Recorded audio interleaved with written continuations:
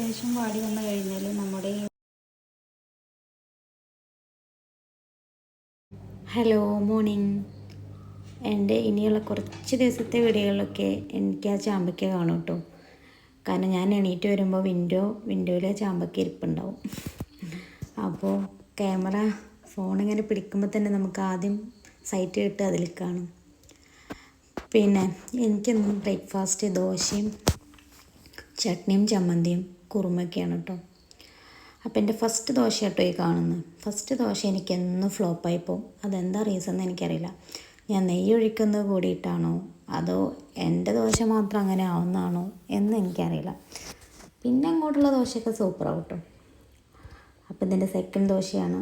അത് അടിപൊളിയായിട്ട് വന്നിട്ടുണ്ട് കേട്ടോ. പിന്നെ എൻ്റെ വീഡിയോസൊക്കെ നിങ്ങൾ കാണുന്നുണ്ടെന്ന് വിശ്വസിക്കുന്നു. കണ്ടിട്ട് നല്ല അഭിപ്രായങ്ങളൊന്ന് കമൻറ്റ് ചെയ്യണം കേട്ടോ. ഇത് തേർഡ് ദോശ.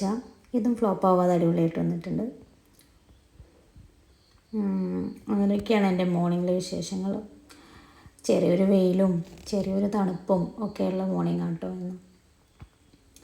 അങ്ങനെ രാവിലെ ദോശയൊക്കെ കഴിച്ച് ചട്നി ഉണ്ട്, പിന്നെന്താ കുറുമ. ഇത് ഞാൻ വെജിറ്റബിൾസ് എല്ലാം ആഡ് ചെയ്തിട്ടുണ്ട്.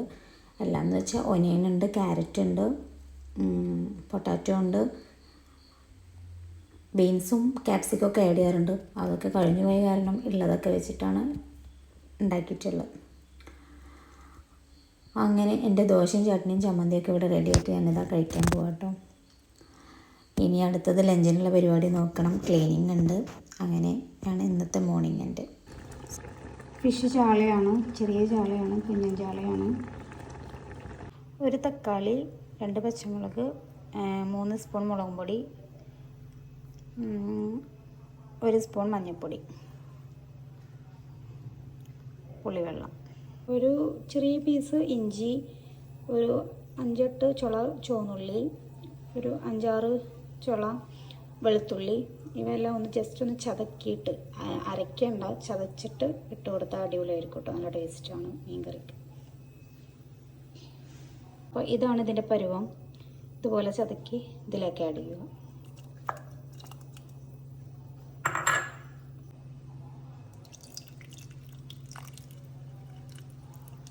നിങ്ങളുടെ ആവശ്യത്തിനനുസരിച്ച് വെള്ളം ഒഴിച്ച് കൊടുക്കാം കേട്ടോ.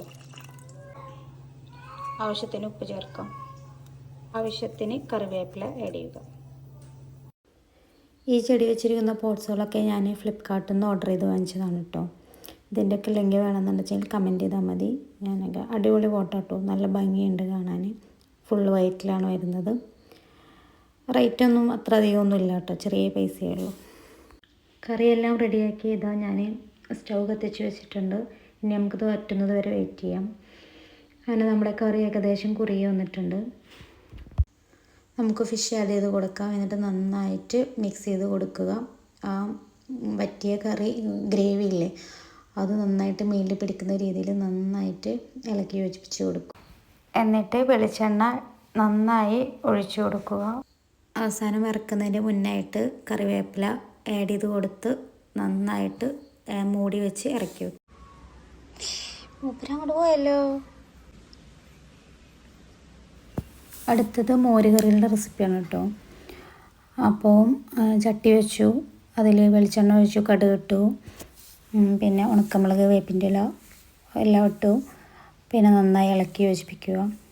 ഏകദേശം ഒന്ന് വറവായി വരുമ്പോൾ ഒന്ന് നന്നായിട്ട് അതിൻ്റെ പച്ചമണമൊക്കെ മാറി വരുന്ന വരെ ഒന്ന് വഴറ്റി കൊടുക്കണം കേട്ടോ. എന്നാലാണ് ആ ഒരു ഫ്ലേവർ നമ്മളെ മോരുകറിയിലേക്ക് എത്തുള്ളൂ. അങ്ങനെ തേങ്ങാപ്പാലും തൈരും പിന്നെ പെരിഞ്ജീരകവും ഒക്കെ കൂടിയിട്ടാണ് ഞാൻ മിക്സിയിൽ നന്നായിട്ട് ജ്യൂസ് പോലെയാണ് ഉണ്ടാക്കിയിട്ടുള്ളത്. ഇപ്പം മോരുകറി ഇവിടെ റെഡി ആയിട്ടുണ്ട്. ഇനി അടുത്തത് വെണ്ടയ്ക്കയും ഉരുളൻകിഴങ്ങും മെഴുക്ക് വരട്ടിയാണ് റെഡിയാക്കിയെടുക്കും.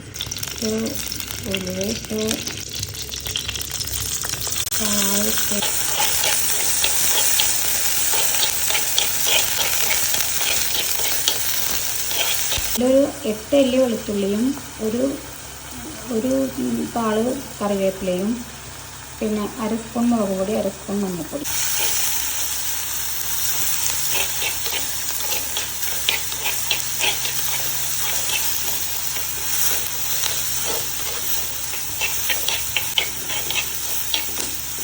വാടി വന്നു കഴിഞ്ഞാൽ നമ്മുടെ ഈ ഉരുളൻകിഴങ്ങും പിന്നെ വെണ്ടയ്ക്കയും കൂടിയിട്ടുള്ള മിക്സിട്ട് നന്നായി ഇളക്കി യോജിപ്പിച്ച് മൂടി വെച്ച് വേവിച്ചാൽ നമ്മുടെ മെഴുക്കുവരട്ടി ഇവിടെ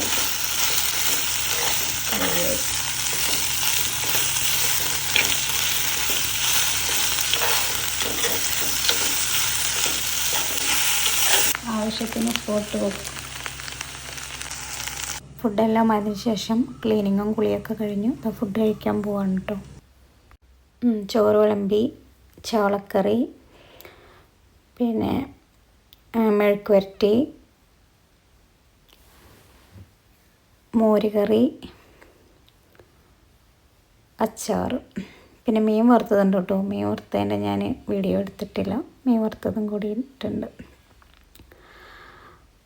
അങ്ങനെ ഇന്നത്തെ ലഞ്ച് ഇതായിരുന്നു. അങ്ങനെ എൻ്റെ വ്ളോഗ് ഇവിടെ അവസാനിക്കുകയാണ്.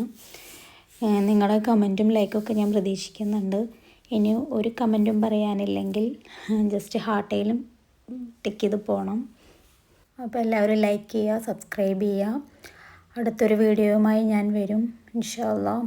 ഇതേപോലത്തെ റെസിപ്പീസൊക്കെ വേണമെന്നുണ്ടെങ്കിൽ കമൻറ്റ് ചെയ്താൽ മതി. ഞാൻ ഇനിയും പുതിയ പുതിയ റെസിപ്പീസൊക്കെ ഞാൻ ആഡ് ചെയ്യാം.